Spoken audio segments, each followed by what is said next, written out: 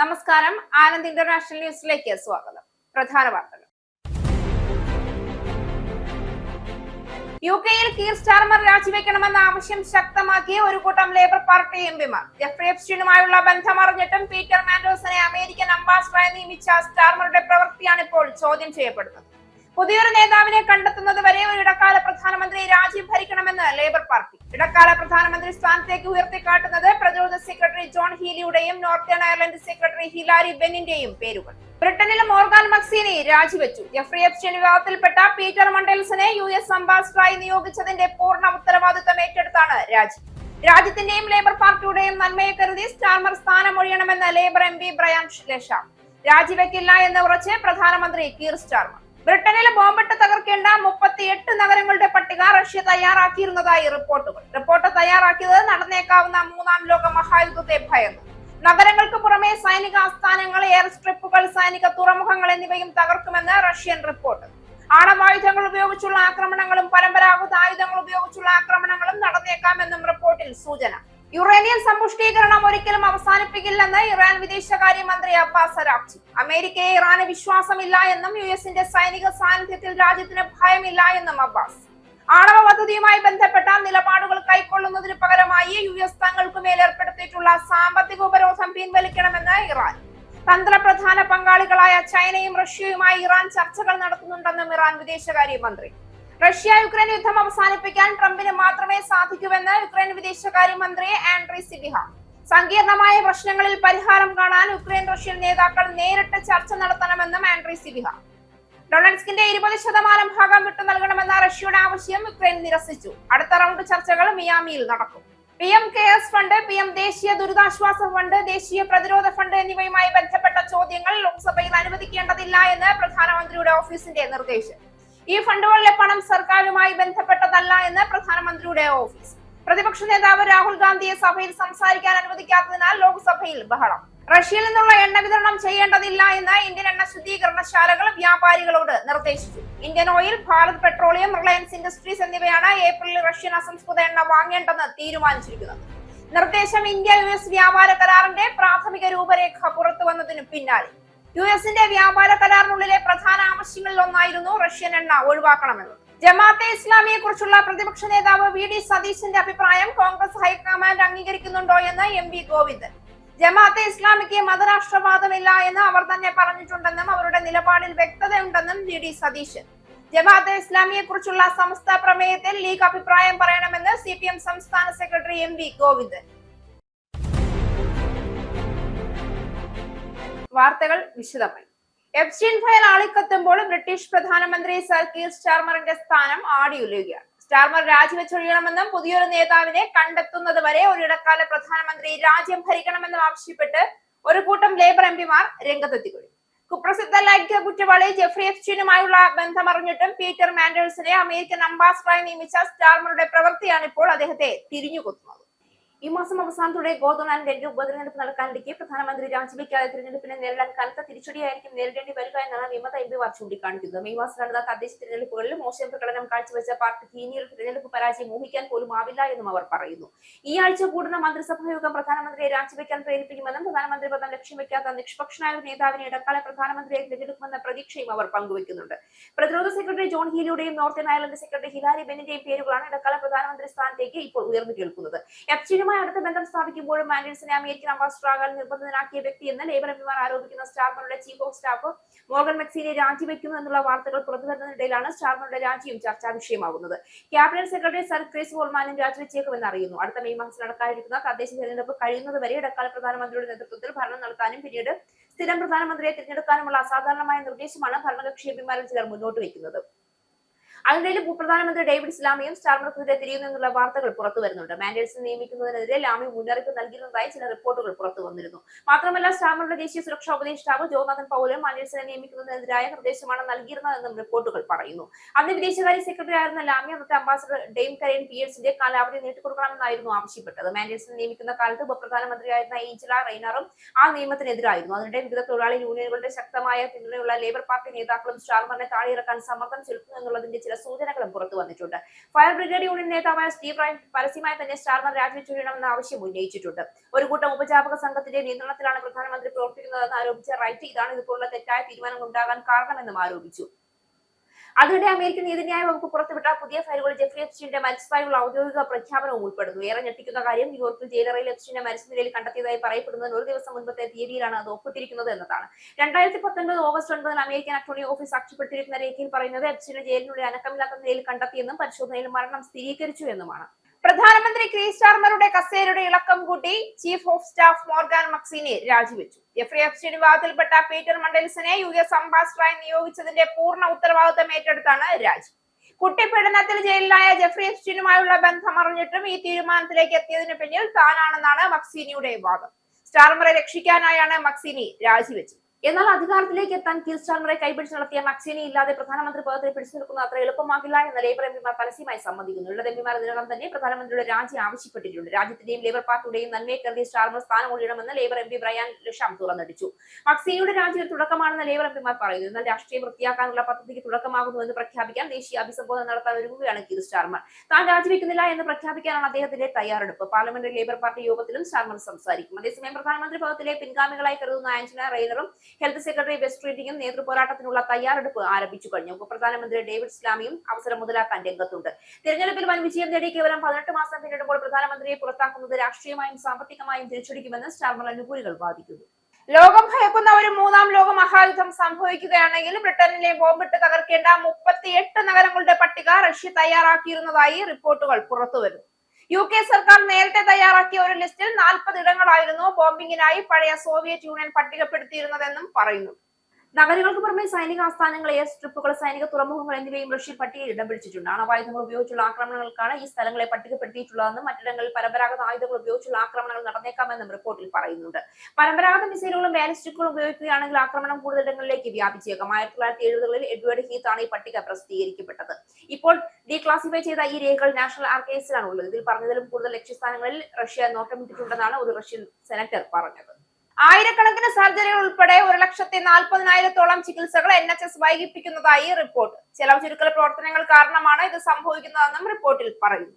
വരുന്ന സാമ്പത്തിക വർഷം പുതിയ ബജറ്റ് പ്രാബല്യത്തിൽ വരുന്നതുവരെ ചില സർജറികളും നീട്ടിവെച്ചിട്ടുണ്ട്. ശസ്ത്രക്രിയകൾക്കായി രോഗികൾ കാത്തുനിൽക്കുമ്പോഴും പല ഓപ്പറേഷൻ തിയേറ്ററുകളും ഉപയോഗിക്കാനാകാത്ത സാഹചര്യത്തിലെത്തുമെന്ന് സർജന്മാർ മുന്നറിയിപ്പ് നൽകുന്നു. നിലവിൽ 73 ലക്ഷത്തോളമുള്ള NHS വെയിറ്റിംഗ് ലിസ്റ്റ് കുറച്ചുകൊണ്ടുവരുന്നത് സർക്കാരിന്റെ പ്രഥമ പരിഗണനയിൽ ഒന്നാക്കി ഹെൽത്ത് സെക്രട്ടറി വെസ്ട്രീറ്റിംഗ് നിശ്ചയിച്ചിരുന്നു.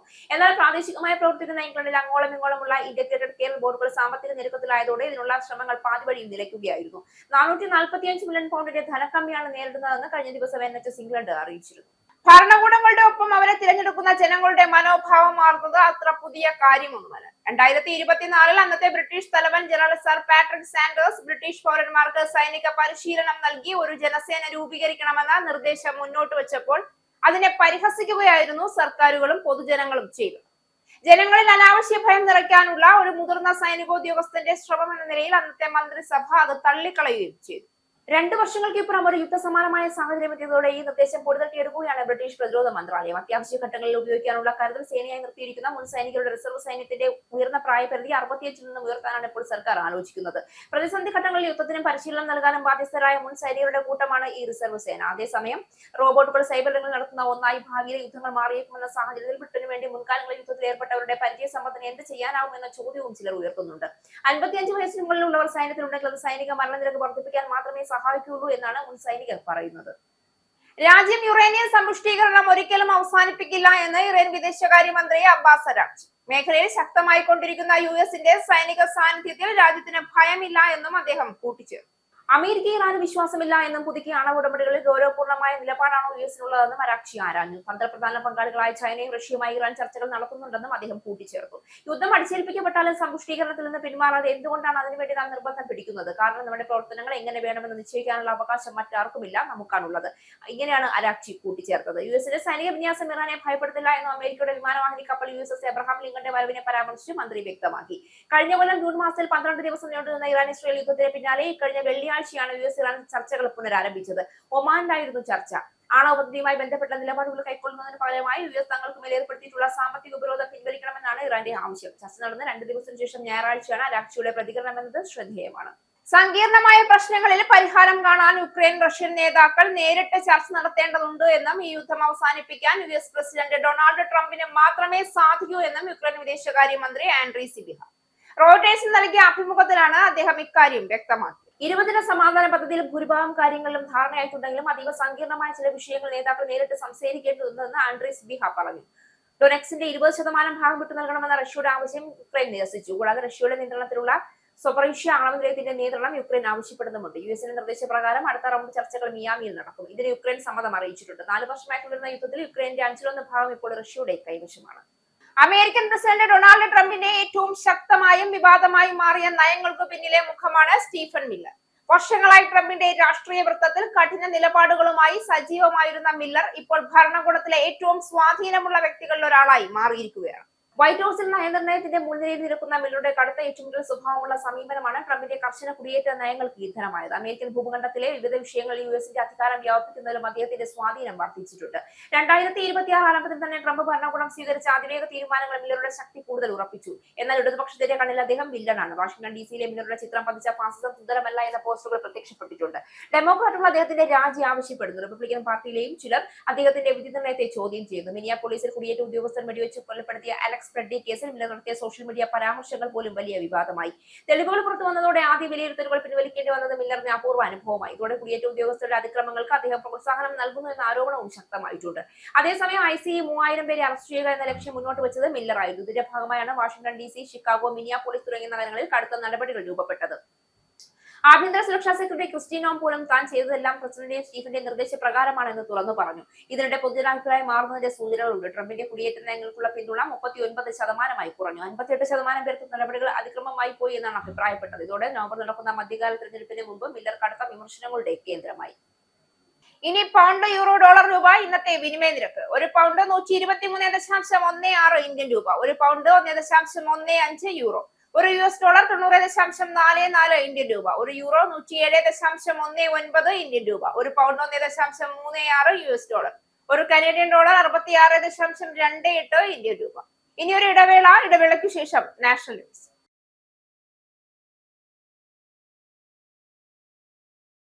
നമസ്കാരം, നാഷണൽ ന്യൂസിലേക്ക് സ്വാഗതം. PM കെയർസ് ഫണ്ട്, PM ദേശീയ ദുരിതാശ്വാസ ഫണ്ട്, ദേശീയ പ്രതിരോധ ഫണ്ട് എന്നിവയുമായി ബന്ധപ്പെട്ട ചോദ്യങ്ങൾ ലോക്സഭയിൽ അനുവദിക്കേണ്ടതില്ല എന്ന് ലോക്സഭാ സെക്രട്ടേറിയറ്റിന് പ്രധാനമന്ത്രിയുടെ ഓഫീസ് നിർദ്ദേശം നൽകി. ഈ ഫണ്ടുകളിലെ പണം സർക്കാരുമായി ബന്ധപ്പെട്ടതല്ല എന്നാണ് പ്രധാനമന്ത്രിയുടെ ഓഫീസ് വ്യക്തമാക്കുന്നത്. ഈ ഫണ്ടുകൾ സമാഹരിക്കുന്നത് പൊതുജനങ്ങളിൽ നിന്നായതിനാൽ സർക്കാരിന്റെ നേരിട്ടുള്ള ഉത്തരവാദിത്വമില്ല എന്നും പ്രധാനമന്ത്രിയുടെ ഓഫീസ് ചൂണ്ടിക്കാട്ടി. ലോക്സഭാ നടത്തിപ്പ് ചട്ടങ്ങളുമായി ബന്ധപ്പെട്ട റൂൾ പ്രകാരം ഈ 3 ഫണ്ടുകളുമായി ബന്ധപ്പെട്ട ചോദ്യങ്ങളും നടപടികളും അനുവദനീയമല്ല എന്നാണ് പ്രധാനമന്ത്രിയുടെ ഓഫീസ് ലോക്സഭാ സെക്രട്ടേറിയറ്റിനെ അറിയിച്ചിരിക്കുന്നത്. സർക്കാരിന്റെ പരിഗണനയില്ലാത്തതോ സർക്കാരിന് പ്രാഥമികമായ ഉത്തരവാദിത്വമില്ലാത്ത സ്ഥാപനങ്ങൾ, വ്യക്തികൾ എന്നിവയുമായി ബന്ധപ്പെട്ടതായ ചോദ്യങ്ങൾ ഉന്നയിക്കരുതെന്നാണ് ഈ ചട്ടങ്ങളിൽ പറയുന്നത്. ലോക്സഭയിലെ പ്രതിപക്ഷ ബഹളം. ചോദ്യോത്തരവേള ആരംഭിച്ച് മിനിറ്റുകൾക്കകമാണ് സ്പീക്കർ ഓം ബിർള ലോക്സഭ ഉച്ചവരെ നിർത്തിവെച്ചത്. പ്രതിപക്ഷ നേതാവ് രാഹുൽ ഗാന്ധിയെ സംസാരിക്കാൻ അനുവദിക്കണമെന്ന കോൺഗ്രസ് അംഗങ്ങളുടെ ആവശ്യം സ്പീക്കർ അനുവദിക്കാത്തതിനെ തുടർന്നായിരുന്നു ബഹളം ആരംഭിച്ചത്. ചോദ്യോത്തരവേളയ്ക്ക് ശേഷം ചട്ടപ്രകാരം അംഗങ്ങൾക്ക് സംസാരിക്കാമെന്ന് സ്പീക്കർ പറഞ്ഞെങ്കിലും ബഹളം തുടരുകയായിരുന്നു. തുടർന്ന് സഭ നിർത്തിവെച്ചു. കരസേന മുൻ മേധാവി MM നരവനെയുടെ പ്രസിദ്ധീകരണ അനുമതി ലഭിക്കാത്ത പുസ്തകത്തിനെ കുറിച്ചുള്ള ചർച്ചകൾ ഭരണപക്ഷം തടഞ്ഞതും പോയ വാരം ലോക്സഭയിൽ പ്രതിപക്ഷ പ്രതിഷേധത്തിന് കാരണമായിരുന്നു. ബജറ്റ് സെഷനിലെ വിവിധ വിഷയങ്ങളിൽ പ്രതിപക്ഷ അംഗങ്ങളുടെ പ്രതിഷേധം തുടരുകയാണ്. സഭയിൽ സ്വീകരിക്കേണ്ട നടപടികളെ കുറിച്ച് മുൻകൂട്ടി ചർച്ച ചെയ്ത ശേഷമാണ് പ്രതിപക്ഷ നേതാക്കൾ സഭയിലെത്തിയത്. പ്രധാനമന്ത്രി പാർലമെന്റിൽ പ്രസംഗിക്കുന്നതിന് മുൻപ് പ്രതിപക്ഷം സഭാ നടപടികൾ തടസ്സപ്പെടുത്തിയതായി കേന്ദ്രമന്ത്രി കിരൺ റിജിജു ആരോപിച്ചു. പ്രതിപക്ഷ നടപടിയെ സ്പീക്കർ വിമർശിച്ചു. തുടർന്നാണ് സഭ ഉച്ചയ്ക്ക് 12 മണി വരെ പിരിഞ്ഞത്. നന്ദി പ്രമേയ ചർച്ചയിൽ പ്രതിപക്ഷ നേതാവിനെ പ്രസംഗിക്കാൻ അനുവദിച്ചില്ല. 8 ലോക്സഭാ എംപിമാരെ സമ്മേളനകാലത്തേക്ക് സസ്പെൻഡ് ചെയ്തു. കോൺഗ്രസിന്റെ വനിതാ എംപിമാർക്കെതിരെ അനാവശ്യ ആരോപണം ഉയർത്തിയ എന്നീ വിഷയങ്ങൾ കാട്ടി ലോക്സഭാ സ്പീക്കറെ നീക്കാനുള്ള പ്രമേയത്തിലുള്ള ഒപ്പുശേഖരണം കോൺഗ്രസ് ആരംഭിച്ചു. ഏപ്രിലിൽ റഷ്യയിൽ നിന്നുള്ള എണ്ണ വിതരണം ചെയ്യേണ്ടതില്ല എന്ന് ഇന്ത്യൻ എണ്ണ ശുദ്ധീകരണശാലകൾ വ്യാപാരികളോട് നിർദ്ദേശിച്ചു. ഈ നിലപാട് ഏപ്രിൽ കഴിഞ്ഞും നീളുമെന്ന് ബന്ധപ്പെട്ട കേന്ദ്രങ്ങളെ ഉദ്ധരിച്ച് വാർത്താ ഏജൻസികൾ റിപ്പോർട്ട് ചെയ്തു. ഇന്ത്യ-US വ്യാപാര കരാറിന്റെ പ്രാഥമിക രൂപരേഖ പുറത്തു വന്നതിനു പിന്നാലെയാണ് ഈ വാർത്ത എത്തുന്നത്. റഷ്യൻ എണ്ണ ഒഴിവാക്കണമെന്നത് വ്യാപാര കരാറിനുള്ള US-ന്റെ പ്രധാന ആവശ്യങ്ങളിൽ ഒന്നായിരുന്നു. Indian oil, Bharat petroleum, Reliance industries എന്നിവയാണ് ഏപ്രിൽ റഷ്യൻ അസംസ്കൃത എണ്ണ വാങ്ങേണ്ടെന്ന് തീരുമാനിച്ചിരിക്കുന്നത്. എന്നാൽ മുൻകൂട്ടി നിശ്ചയിച്ച ഏതാനും ഇപ്പ എണ്ണ മാർച്ചിൽ വാങ്ങും. അതേസമയം ഇക്കാര്യത്തെക്കുറിച്ച് റോയിട്ടേഴ്സിനോട് പ്രതികരിക്കാൻ 3 കമ്പനികളും തയ്യാറായില്ല. മറ്റു പല എണ്ണ ശുദ്ധീകരണശാലകളും റഷ്യൻ അസംസ്കൃത എണ്ണ വാങ്ങുന്നത് അവസാനിപ്പിച്ചു. എന്നാൽ ഇക്കാര്യം കേന്ദ്ര സർക്കാർ ഔദ്യോഗികമായി പ്രഖ്യാപിച്ചിട്ടില്ല. 2022 റഷ്യ യുക്രൈനിൽ കയ്യേറ്റം നടത്തിയതിനു ശേഷമാണ് ഇന്ത്യ അവിടെ നിന്ന് കൂടുതലായി എണ്ണ വാങ്ങി തുടങ്ങിയത്. വ്യാപാരം, നിക്ഷേപം, പ്രതിരോധം, ഊർജം, അർദ്ധചാലകം തുടങ്ങിയ മേഖലകളിലെ സഹകരണം മെച്ചപ്പെടുത്താൻ പ്രതിജ്ഞ ചെയ്ത് ഇന്ത്യയും മലേഷ്യയും. പ്രധാനമന്ത്രി നരേന്ദ്രമോദിയുടെ 2 ദിവസത്തെ മലേഷ്യ സന്ദർശന വേളയിലാണ് തീരുമാനം. ഇൻഡോ പസഫിക് മേഖലയുടെ സമാധാനത്തിനും സുരക്ഷയ്ക്കും രണ്ടു രാജ്യവും പ്രതിജ്ഞാബദ്ധമാണെന്ന് മോദി പറഞ്ഞു. മലേഷ്യൻ പ്രധാനമന്ത്രി അൻവർ ഇബ്രാഹിമുമായി കൂടിക്കാഴ്ച നടത്തിയ അദ്ദേഹം ഭീകരതയെ നേരിടുന്നതിൽ ഇന്ത്യക്കുള്ള പ്രതിജ്ഞാബദ്ധത അടിവരയിട്ട് പറഞ്ഞു. അർദ്ധചാലക മേഖലയിൽ സഹകരണം ദൃഢമാക്കുന്നതിനുള്ള പ്രാഥമിക രൂപരേഖ ഉൾപ്പെടെ 11 ഉടമ്പടികൾ ഇരു രാജ്യവും ഒപ്പിട്ടു. ഉഭയകക്ഷി വ്യാപാരത്തിന് പ്രാദേശിക കറൻസികൾ ഇന്ത്യൻ രൂപയും മലേഷ്യൻ റിംഗിറ്റും ഉപയോഗിക്കുന്നത് പ്രോത്സാഹിപ്പിക്കാനുള്ള ശ്രമത്തെ ഇബ്രാഹിം പ്രകീർത്തിച്ചു. മലേഷ്യയിൽ ഇന്ത്യൻ കോൺസുലേറ്റ് ജനറൽ സ്ഥാപിക്കുമെന്ന് മോദി പ്രഖ്യാപിച്ചു. QR അടിസ്ഥാനമാക്കിയുള്ള പണമിടപാടിനായി NIPM-ഉം പോലറ്റും തമ്മിൽ ധാരണയായി. 2 ദിവസത്തെ സന്ദർശനത്തിനായി ശനിയാഴ്ചയാണ് പ്രധാനമന്ത്രി മലേഷ്യയിലെത്തിയത്. മലേഷ്യൻ പ്രധാനമന്ത്രി കോലാലംപൂരിലെ വിമാനത്താവളത്തിൽ നേരിട്ടെത്തി മോദിയെ സ്വീകരിച്ചു. ഞായറാഴ്ച രാവിലെ പെർദാനപുത്രയിൽ ആചാരപരമായ സ്വീകരണം നൽകി. മലേഷ്യയിലെ ഇന്ത്യൻ സമൂഹവുമായും ബിസിനസ് സമൂഹവുമായും പ്രധാനമന്ത്രി കൂടിക്കാഴ്ച നടത്തി. 1957 ഇന്ത്യയും മലേഷ്യയും തമ്മിൽ നയതന്ത്ര ബന്ധം ആരംഭിച്ചത്. ജമാഅത്തെ ഇസ്ലാമിയെ കുറിച്ചുള്ള പ്രതിപക്ഷ നേതാവ് VD സതീശന്റെ അഭിപ്രായം കോൺഗ്രസ് ഹൈക്കമാൻഡ് അംഗീകരിക്കുന്നുണ്ടോ എന്ന് CPM സംസ്ഥാന സെക്രട്ടറി MV ഗോവിന്ദൻ. ജമാഅത്തെ ഇസ്ലാമിക്ക് മതരാഷ്ട്രവാദമില്ല എന്ന് അവർ തന്നെ പറഞ്ഞിട്ടുണ്ടെന്നും അവരുടെ നിലപാടിൽ വ്യക്തതയുണ്ടെന്നും VD സതീശൻ കഴിഞ്ഞ ദിവസം പറഞ്ഞിരുന്നു. ഈ പരാമർശത്തിലാണ് MV ഗോവിന്ദന്റെ വിമർശനം. ജമാഅത്തെ ഇസ്ലാമിയെ കുറിച്ചുള്ള സംസ്ഥാന പ്രമേയത്തിൽ ലീഗ് അഭിപ്രായം പറയണമെന്ന് മുതിർന്ന നേതാവായ PK കുഞ്ഞാലിക്കുട്ടി അഴകുഴമ്പൻ നിലപാടാണ് സ്വീകരിക്കുന്നതെന്നും ഗോവിന്ദൻ വിമർശിച്ചു. ജമാഅത്തെ ഇസ്ലാമിക്കെതിരെ സംസ്ഥാന സമ്മേളനത്തിൽ പ്രമേയം പാസാക്കിയിരുന്നു. രാഷ്ട്രീയ ഇസ്ലാം എന്നത് അപകടകരമായ ആശയമാണ്. മൗദൂദി ചിന്ത യുവാക്കളെ വഴിതെറ്റിക്കുന്നു. പാൻ ഇസ്ലാമിക് തീവ്ര ചിന്തയ്ക്കെതിരെ ജാഗ്രത വേണം. ഇത്തരം വികൃത ചിന്തകളെ പ്രതിരോധിക്കണം എന്നിങ്ങനെ കടുത്ത വിമർശനങ്ങളായിരുന്നു സംസ്ഥയുടെ പ്രമേയത്തിലുണ്ടായിരുന്നത്. ഇതിനാണ് ഗോവിന്ദന്റെ പ്രതികരണം. അതേസമയം ആന്റോ ആന്റണി MPക്കെതിരെ ഫിനാൻസ് ഉടമ NM രാജു ഉന്നയിച്ച പ്രശ്നം ഗൗരവമുള്ളതാണെന്ന് ഗോവിന്ദൻ പറഞ്ഞു.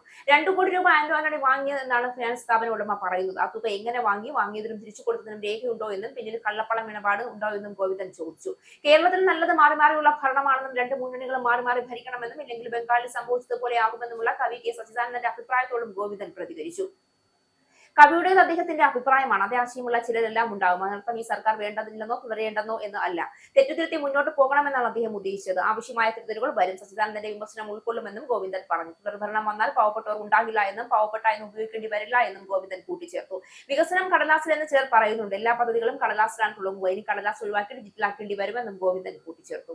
CPM പുറത്തിറക്കിയ V കുഞ്ഞികൃഷ്ണനെ പയ്യന്നൂരിൽ UDF സ്വതന്ത്രനാക്കി മത്സരിപ്പിക്കാൻ നീക്കം. RSP സംസ്ഥാന നേതൃത്വമാണ് നീക്കത്തിനു പിന്നിൽ. മട്ടന്നൂർ സീറ്റ് വെച്ചുമാറി പകരം പയ്യന്നൂർ ഏറ്റെടുക്കാനും കുഞ്ഞികൃഷ്ണനെ മത്സരിപ്പിക്കാനുമാണ് ചരട് വലിക്കുന്നത്. കഴിഞ്ഞ ദിവസം RSP സംസ്ഥാന നേതൃത്വം അദ്ദേഹത്തെ സമീപിച്ചിരുന്നു. എന്നാൽ നിയമസഭാ തെരഞ്ഞെടുപ്പിൽ മത്സരിക്കാനില്ല എന്നാണ് V കുഞ്ഞികൃഷ്ണൻ പ്രതികരിച്ചത്. RSPയുടെ ആവശ്യം തള്ളിയ V കുഞ്ഞികൃഷ്ണൻ ഒരിക്കലും UDFന്റെ ഭാഗമായി മത്സരിക്കാൻ തയ്യാറാകില്ല എന്നും വ്യക്തമാക്കി. ഷിബു ബേബി ജോൺ വീട്ടിലെത്തിയപ്പോൾ രാഷ്ട്രീയ കാര്യങ്ങൾ സംസാരിച്ചില്ല എന്ന് അദ്ദേഹം വിശദീകരിച്ചു. മത്സരിക്കുന്നത് താൻ ഉന്നയിച്ച ആരോപണങ്ങൾക്ക് തിരിച്ചടിയാകുമെന്നാണ് കുഞ്ഞികൃഷ്ണന്റെ വിലയിരുത്തൽ. ധനരാജ് രക്തസാക്ഷി ഫണ്ടിലും പയ്യന്നൂരിലെ ഏരിയ കമ്മിറ്റി ഓഫീസ് നിർമ്മാണ ഫണ്ടിലും അടക്കം വൻ തിരിമറി നടന്നു എന്നായിരുന്നു മുൻ ജില്ലാ കമ്മിറ്റി അംഗം V കുഞ്ഞികൃഷ്ണന്റെ ആരോപണം. ധനരാജിന്റെ കുടുംബത്തെ സഹായിക്കാൻ പാർട്ടി പിരിച്ച ഫണ്ടിൽ തിരിമറി നടന്നുവെന്നും 1 കോടി പിരിച്ചതിൽ 46 ലക്ഷം രൂപ പയ്യന്നൂർ MLA TI മധുസൂദൻ ഉൾപ്പെടെയുള്ളവർ ചേർന്ന് തട്ടിയെടുത്തെന്നും പാർട്ടിക്ക് തെളിവ് നൽകിയിട്ടും നടപടിയെടുത്തില്ല എന്ന് V കുഞ്ഞികൃഷ്ണൻ പറഞ്ഞിരുന്നു. നിയമസഭാ തെരഞ്ഞെടുപ്പിന് മാസങ്ങൾ മാത്രം ശേഷിക്കെ കണ്ണൂരിലെ CPM-യെ പ്രതിരോധത്തിലാക്കുന്നതായിരുന്നു ഈ ആരോപണം. വിഷയം വാദമായതോടെ കുഞ്ഞികൃഷ്ണനെ CPM പ്രാഥമിക അംഗത്വത്തിൽ നിന്ന് പുറത്താക്കിയിരുന്നു. യഥാർത്ഥ കമ്മ്യൂണിസ്റ്റ് എങ്ങനെ ആയിക്കൂടാ എന്ന അവസ്ഥയിലാണ് V കുഞ്ഞികൃഷ്ണൻ ഇപ്പോൾ ഉള്ളതെന്നായിരുന്നു ജില്ലാ സെക്രട്ടറിയുടെ പ്രതികരണം. TI മധുസൂദൻ MLA കുഞ്ഞികൃഷ്ണൻ വ്യക്തിപരമായി അധിക്ഷേപിച്ചുവെന്നും MLA-യുടെ സ്വീകാര്യത ഇല്ലാതാക്കാനുള്ള ശ്രമമാണ് നടത്തിയതെന്നും KK രാഗേഷ് പറഞ്ഞിരുന്നു. എന്നാൽ വിഷയം പാർട്ടിക്കുള്ളിൽ വലിയ കോളിളക്കമാണ് തീർത്തത്. കുഞ്ഞികൃഷ്ണനെ വിമർശിച്ച ഒരു വിഭാഗം രംഗത്ത് വന്നപ്പോൾ അദ്ദേഹത്തെ അനുകൂലിച്ച ഒരു വിഭാഗം രംഗത്ത് വന്നിരുന്നു. ഫണ്ട് തിരിമറി അടക്കം വെളിപ്പെടുത്തുന്ന സ്വന്തം പുസ്തകവും അദ്ദേഹം പുറത്തിറക്കിയിരുന്നു. ആന്റോ ആന്റണി MPക്കെതിരെ വിജിലൻസ് അന്വേഷണം. ആന്റോ ആന്റണിയും നെടുമ്പറമ്പിൽ ഫിനാൻസ് ഉടമ NM രാജുവും തമ്മിലുള്ള സാമ്പത്തിക ഇടപാട് വിജിലൻസ് അന്വേഷിക്കും. സുപ്രീം കോടതി അഭിഭാഷകനായ അഡ്വക്കേറ്റ് സുഭാഷ് തേക്കാടനാണ് അന്വേഷണം ആവശ്യപ്പെട്ട് സംസ്ഥാന വിജിലൻസിൽ പരാതി നൽകിയത്. പരാതിയുടെ അടിസ്ഥാനത്തിൽ പ്രാഥമിക അന്വേഷണം നടത്താൻ ഒരുങ്ങുകയാണ് വിജിലൻസ്. രാജുവിന്റെയും ആന്റോയുടെയും മൊഴികൾ എടുക്കാനും സാമ്പത്തിക ഇടപാടുകൾ വിശദമായി പരിശോധിക്കുവാനുമാണ് നീക്കം. NM രാജുവിന്റെ വെളിപ്പെടുത്തൽ ആന്റോ ആന്റണി MPയെ എൻഫോഴ്സ്മെന്റ് ഡയറക്ടറേറ്റും ചോദ്യം ചെയ്തേക്കുമെന്ന് റിപ്പോർട്ടുകൾക്കിടയിലാണ് വിജിലൻസിന്റെയും കുരുക്ക്. സ്ഥാപന ഉടമ NM രാജു 2 കോടി രൂപ നൽകിയെന്ന വിവരത്തിന്റെ അടിസ്ഥാനത്തിലാണ് ആന്റോ ആന്റണിയെ ചോദ്യം ചെയ്യാൻ ED ഒരുങ്ങുന്നത്. ആന്റോ ആന്റണിക്ക് ലഭിച്ചത് തട്ടിപ്പ് പണമാണ് എന്ന വിലയിരുത്തലിലാണ് ED കേസിൽ NM രാജുവിന്റെയും കുടുംബത്തിന്റെയും 44 കോടി 50 ലക്ഷം രൂപയുടെ സ്വത്തുക്കൾ ED മരവിപ്പിച്ചിട്ടുണ്ട്. 2 മാസത്തിനകം തിരികെ നൽകാമെന്ന ഉറപ്പിൽ ആന്റോ ആന്റണി തന്റെ പക്കൽ നിന്നും 2 കോടി രൂപ വാങ്ങിയെന്നും എന്നാൽ 7 വർഷം കഴിഞ്ഞിട്ടും 20 ലക്ഷം രൂപ മാത്രമാണ് തിരികെ നൽകിയതെന്നുമായിരുന്നു രാജുവിന്റെ ആരോപണം. 10 ലക്ഷം രൂപ വീതം 2 തവണകളായാണ് ഈ തുക ലഭിച്ചത്. തന്റെ സ്ഥാപനം വലിയ പ്രതിസന്ധി നേരിട്ട ഘട്ടത്തിൽ മകൾ ഉൾപ്പെടെ ആന്റോ ആന്റണി വീട്ടിൽ ചെന്ന് പണം ആവശ്യപ്പെട്ടെങ്കിലും അദ്ദേഹം നൽകാൻ തയ്യാറായില്ല എന്നും 1000 തവണയെങ്കിലും പണത്തിനായി അദ്ദേഹത്തെ സമീപിച്ചിട്ടുണ്ടെന്നും രാജു ആരോപിച്ചിരുന്നു. ഇതിന് മറുപടിയുമായി ആന്റോ ആന്റണി രംഗത്തെത്തിയിരുന്നു. തിരഞ്ഞെടുപ്പ് സമയത്ത് സഹായം എന്ന നിലയിൽ നെടുമ്പറമ്പിൽ ഫിനാൻസിൽ നിന്നും പണം സ്വീകരിച്ചിരുന്നെന്നും 2 മാസത്തിന് ശേഷം പണം തിരികെ ആവശ്യപ്പെട്ടത് പ്രകാരം തിരികെ നൽകിയെന്നുമാണ് ആന്റോ ആന്റണി പ്രതികരിച്ചത്. അപ്പോഴും എത്ര പണമാണ് സ്ഥാപനത്തിൽ നിന്ന് വാങ്ങിയതെന്നോ തിരികെ കൊടുത്തതെന്നോ ആന്റോ ആന്റണി വ്യക്തമാക്കിയിരുന്നില്ല.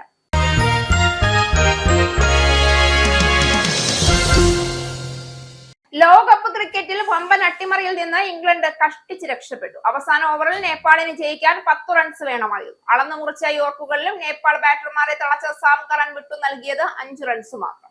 2020 ലോകകപ്പ് ഗ്രൂപ്പ് സിയിൽ ഇംഗ്ലണ്ടിന്റെ ജയം 4 റൺസിന്. 18 പന്തിൽ 39 റൺസും 1 വിക്കറ്റും നേടിയ ഇംഗ്ലണ്ടിന്റെ ബിൽ ജാക്സ് കളിയിലെ താരമാണ്. 185 റൺസ് ലക്ഷ്യവുമായി ഇറങ്ങിയ നേപ്പാളിന്റെ പദ്ധതി കൃത്യമായിരുന്നു. 2ാം ഓവറിൽ ജോഫ്ര ആർച്ചർക്കെതിരെ ഓപ്പണർ കുശാൽ ഫുട്ടൽ 3 4 ഉൾപ്പെടെ 14 റൺസ് എടുത്തതോടെ അത് വ്യക്തമായി. 17 പന്തിൽ 29 റൺസ് ചേർത്ത് ഫുട്ടൽ മടങ്ങിയ ശേഷം ദീപേന്ദ്ര സിംഗ് ഐരിയും ക്യാപ്റ്റൻ രോഹിത് പൗദലും ചേർന്ന് 3ാം വിക്കറ്റിൽ 54 പന്തിൽ 82 റൺസ് എടുത്തു. ഇരുവരും ക്രീസിലുള്ളപ്പോൾ ജയിക്കാൻ അവസാന 6 ഓവറിൽ 63 റൺസ് മതിയായിരുന്നു. 15ാം ഓവറിൽ സാം കറൻ ദീപേന്ദ്ര സിംഗിനെ പുറത്താക്കി. അടുത്ത ഓവറിൽ ലിയാം ഡൌസൺ രോഹിത്തിനെയും മടക്കി. 8 പന്തുകൾക്കിടെയാണ് രണ്ടുപേരും മടങ്ങിയത്. 6ാമനായ ലോകേഷ് മാം കളി വീണ്ടും നേപ്പാളിന് അനുകൂലമാക്കി. 18ാം ഓവറിൽ ജോഫ്ര ആർച്ചറിനെതിരെ ലോകേഷിന്റെ 2 6 ഉൾപ്പെടെ 22 റൺസ് എടുത്തോടെ അട്ടിമറി നടത്തു. അവസാന 2 ഓവറിൽ വേണ്ടത് 24 റൺസ്. ലൂക്ക് വുഡ് എറിഞ്ഞ 19ാം ഓവറിൽ 2 4 ഉൾപ്പെടെ 14 റൺസ് വേണ്ടി വന്നെങ്കിലും അവസാന പന്തിൽ ഗുൽസൺ ഔട്ടായി. അവസാന ഓവറിൽ 5 റൺ മാത്രം വിട്ടു നൽകിയ സാം കറൻ ആകെ 4 ഓവറിൽ 27 റൺസിന് 1 വിക്കറ്റും ലിയാം ഡൌൺസൺ 21 റൺസിന് 2 വിക്കറ്റും നേടി. പ്രധാന വാർത്തകൾ ഒരിക്കൽ കൂടി. യുകെയിൽ കീർ സ്റ്റാർമർ രാജിവെക്കണമെന്ന ആവശ്യം ശക്തമാക്കിയ ഒരു കൂട്ടം ലേബർ പാർട്ടി എംപിമാർ. ജെഫ്രി എപ്സ്റ്റീനുമായുള്ള ബന്ധം അറിഞ്ഞിട്ടും പീറ്റർ മാൻഡോസിനെ അമേരിക്കൻ അംബാസഡറായി നിയമിച്ച സ്റ്റാർമറുടെ പ്രവൃത്തിയാണ് ഇപ്പോൾ ചോദ്യം ചെയ്യപ്പെടുന്നത്. പുതിയൊരു നേതാവിനെ കണ്ടെത്തുന്നത് വരെ ഒരു ഇടക്കാല പ്രധാനമന്ത്രി രാജ്യം ഭരിക്കണമെന്ന് ലേബർ പാർട്ടി. ഇടക്കാല പ്രധാനമന്ത്രി സ്ഥാനത്തേക്ക് ഉയർത്തിക്കാട്ടുന്നത് പ്രതിരോധ സെക്രട്ടറി ജോൺ ഹീലിയുടെയും നോർത്തേൺ അയർലൻഡ് സെക്രട്ടറി ഹിലാരി ബെന്നിന്റെയും പേരുകൾ. ബ്രിട്ടനിൽ മോർഗൻ മക്സീനി രാജിവെച്ചു. ജെഫ്രി എപ്സ്റ്റീൻ വിവാദത്തിൽപ്പെട്ട പീറ്റർ മണ്ടേൽസിനെ US അംബാസഡറായി നിയോഗിച്ചതിന്റെ പൂർണ്ണ ഉത്തരവാദിത്തം ഏറ്റെടുത്താണ് രാജി. രാജ്യത്തിന്റെയും ലേബർ പാർട്ടിയുടെയും നന്മയെ കരുതി സ്റ്റാർമർ സ്ഥാനമൊഴിയണമെന്ന് ലേബർ MP ബ്രയാൻ ലെഷാം. രാജിവെക്കില്ല എന്ന് ഉറച്ച് പ്രധാനമന്ത്രി കീർ സ്റ്റാർമർ. ബ്രിട്ടനിൽ ബോംബിട്ട് തകർക്കേണ്ട 38 നഗരങ്ങളുടെ പട്ടിക റഷ്യ തയ്യാറാക്കിയിരുന്നതായി റിപ്പോർട്ടുകൾ. റിപ്പോർട്ട് തയ്യാറാക്കിയത് നടന്നേക്കാവുന്ന 3ാം ലോക മഹായുദ്ധത്തെ ഭയന്നു. നഗരങ്ങൾക്ക് പുറമെ സൈനിക ആസ്ഥാനങ്ങൾ, എയർ സ്ട്രിപ്പുകൾ, സൈനിക തുറമുഖങ്ങൾ എന്നിവയും തകർക്കുമെന്ന് റഷ്യൻ റിപ്പോർട്ട്. ആണവായുധങ്ങൾ ഉപയോഗിച്ചുള്ള ആക്രമണങ്ങളും പരമ്പരാഗത ആയുധങ്ങൾ ഉപയോഗിച്ചുള്ള ആക്രമണങ്ങളും നടന്നേക്കാമെന്നും റിപ്പോർട്ടിൽ സൂചന. യുറേനിയം സമ്പുഷ്ടീകരണം ഒരിക്കലും അവസാനിപ്പിക്കില്ലെന്ന് ഇറാൻ വിദേശകാര്യമന്ത്രി അബ്ബാസ് അരാഗ്ചി. അമേരിക്കയെ ഇറാന് വിശ്വാസമില്ല എന്നും US-ന്റെ സൈനിക സാന്നിധ്യത്തിൽ രാജ്യത്തിന് ഭയമില്ല എന്നും അബ്ബാസ്. ആണവ പദ്ധതിയുമായി ബന്ധപ്പെട്ട നിലപാടുകൾ കൈക്കൊള്ളുന്നതിന് പകരമായി US തങ്ങൾക്കുമേൽ ഏർപ്പെടുത്തിയിട്ടുള്ള സാമ്പത്തിക ഉപരോധം പിൻവലിക്കണമെന്ന് ഇറാൻ. തന്ത്രപ്രധാന പങ്കാളികളായ ചൈനയും റഷ്യയുമായി ഇറാൻ ചർച്ചകൾ നടത്തുന്നുണ്ടെന്നും ഇറാൻ വിദേശകാര്യമന്ത്രി. റഷ്യ യുക്രൈൻ യുദ്ധം അവസാനിപ്പിക്കാൻ ട്രംപിന് മാത്രമേ സാധിക്കൂവെന്ന് യുക്രൈൻ വിദേശകാര്യമന്ത്രി ആൻഡ്രി സിബിഹ. സങ്കീർണമായ പ്രശ്നങ്ങളിൽ പരിഹാരം കാണാൻ യുക്രൈൻ റഷ്യൻ നേതാക്കൾ നേരിട്ട് ചർച്ച നടത്തണമെന്നും ആൻഡ്രി സിബിഹ. ഡൊണറ്റ്സ്കിന്റെ 20% ഭാഗം വിട്ടു നൽകണമെന്ന റഷ്യയുടെ ആവശ്യം യുക്രൈൻ നിരസിച്ചു. അടുത്ത റൗണ്ട് ചർച്ചകൾ മിയാമിയിൽ നടക്കും. PM കെയർസ് ഫണ്ട്, PM ദേശീയ ദുരിതാശ്വാസ ഫണ്ട്, ദേശീയ പ്രതിരോധ ഫണ്ട് എന്നിവയുമായി ബന്ധപ്പെട്ട ചോദ്യങ്ങൾ ലോക്സഭയിൽ അനുവദിക്കേണ്ടതില്ല എന്ന് പ്രധാനമന്ത്രിയുടെ ഓഫീസിന്റെ നിർദ്ദേശം. ഈ ഫണ്ടുകളിലെ പണം സർക്കാരുമായി ബന്ധപ്പെട്ടതല്ല എന്ന് പ്രധാനമന്ത്രിയുടെ ഓഫീസ്. പ്രതിപക്ഷ നേതാവ് രാഹുൽ ഗാന്ധിയെ സഭയിൽ സംസാരിക്കാൻ അനുവദിക്കാത്തതിനാൽ ലോക്സഭയിൽ ബഹളം. റഷ്യയിൽ നിന്നുള്ള എണ്ണ വിതരണം ചെയ്യേണ്ടതില്ല എന്ന് ഇന്ത്യൻ എണ്ണ ശുദ്ധീകരണശാലകൾ വ്യാപാരികളോട് നിർദ്ദേശിച്ചു. Indian oil, Bharat petroleum, Reliance industries എന്നിവയാണ് ഏപ്രിലിൽ റഷ്യൻ അസംസ്കൃത എണ്ണ വാങ്ങേണ്ടെന്ന് തീരുമാനിച്ചിരിക്കുന്നത്. നിർദ്ദേശം ഇന്ത്യ US വ്യാപാര കരാറിന്റെ പ്രാഥമിക രൂപരേഖ പുറത്തു വന്നതിന് പിന്നാലെ. US-ന്റെ വ്യാപാര കരാറിനുള്ളിലെ പ്രധാന ആവശ്യങ്ങളിൽ ഒന്നായിരുന്നു റഷ്യൻ എണ്ണ ഒഴിവാക്കണമെന്നത്. ജമാഅത്തെ ഇസ്ലാമിയെ കുറിച്ചുള്ള പ്രതിപക്ഷ നേതാവ് VD സതീശന്റെ അഭിപ്രായം കോൺഗ്രസ് ഹൈക്കമാൻഡ് അംഗീകരിക്കുന്നുണ്ടോ എന്ന് MV ഗോവിന്ദൻ. ജമാഅത്തെ ഇസ്ലാമിക്ക് മതരാഷ്ട്രവാദമില്ല എന്ന് അവർ തന്നെ പറഞ്ഞിട്ടുണ്ടെന്നും അവരുടെ നിലപാടിൽ വ്യക്തതയുണ്ടെന്നും VD സതീശൻ. ജമാഅത്തെ ഇസ്ലാമിയെ കുറിച്ചുള്ള സമസ്ത പ്രമേയത്തിൽ ലീഗ് അഭിപ്രായം പറയണമെന്ന് CPM സംസ്ഥാന സെക്രട്ടറി MV ഗോവിന്ദൻ. ഈ ന്യൂസ് ബുള്ളറ്റിൻ അവസാനിച്ചു. നന്ദി.